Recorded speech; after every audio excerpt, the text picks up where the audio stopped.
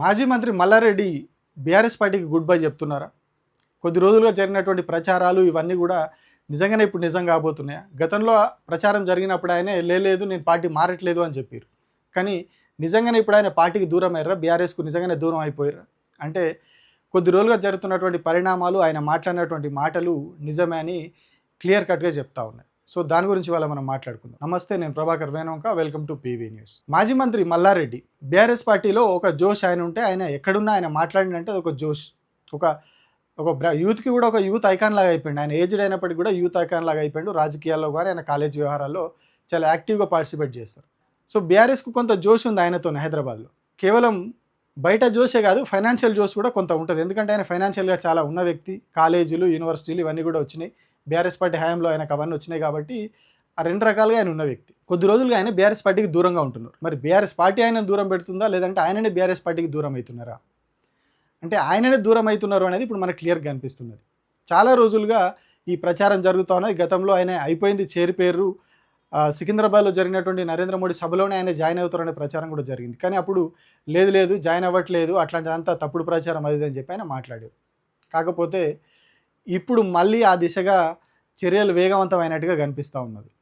గతంలో ఆయన కోడలు బీజేపీ వైపు చూస్తున్నట్టుగా, బీజేపీకి అనుకూలంగా మాట్లాడడం, ఏదైతే బీజేపీ వాళ్ళు మాట్లాడే లాంగ్వేజ్, బీజేపీ వాళ్ళు చేసే పనులు ఆమె చేసుకుంటూ పోవడం, ఇవన్నీ కూడా కొంత బీజేపీ వాళ్ళను అట్రాక్ట్ చేసినాయి.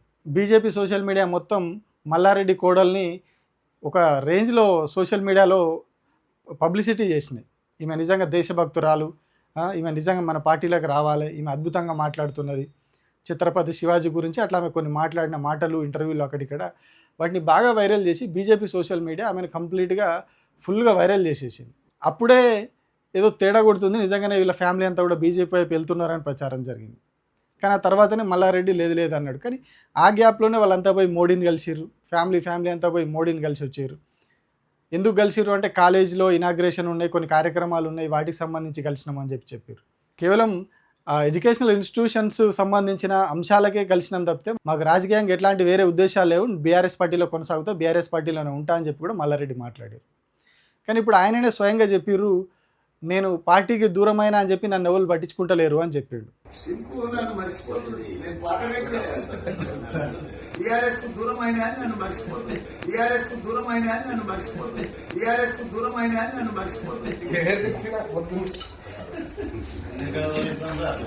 అంటే ఆయన నోట్ ఆయననే బయట పెట్టుకున్నాడు, నేను బీఆర్ఎస్ పార్టీకి దూరం అయిపోయినా అని చెప్పి.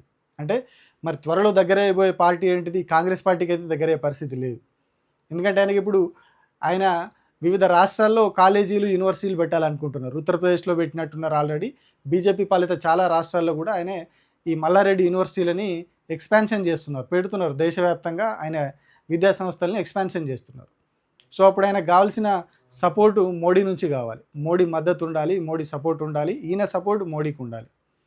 సో దానికోసం ఇప్పుడు ఈ ప్రయత్నాలన్నీ చేస్తున్నారు. ఈయన మోడీకి కంప్లీట్గా దగ్గర అయిపోయింది కాబట్టి ఇప్పుడు బీఆర్ఎస్ పార్టీకి దూరం అయిండు. ఆయన నోట్లోంచి వచ్చిన మాటనే, దూరమైన కాబట్టి నన్ను ఎవరు పట్టించుకుంటలేరు అన్నట్టుగా ఆయననే మాట్లాడాడు.